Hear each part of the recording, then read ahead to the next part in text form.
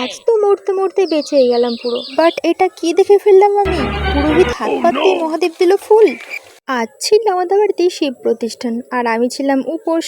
এখানে সুন্দর করে আলতা পরে নিয়েছি, কেমন লাগছে জানিও। টানা 3 দিন ধরে সাজার পর আমি আর বোন হয়ে গেছি রেডি। তারপর বসে পড়েছি পুজোয় আর এখানে সুন্দর করে সাজিয়ে নিয়েছি ভোগ।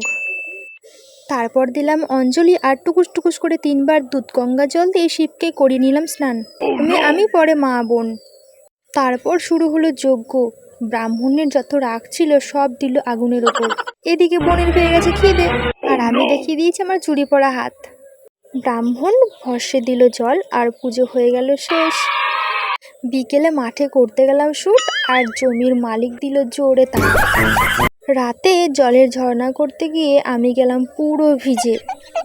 চালাকি করে বোনকে কাছে ডেকে ওকেও দিলাম ভিজিয়ে।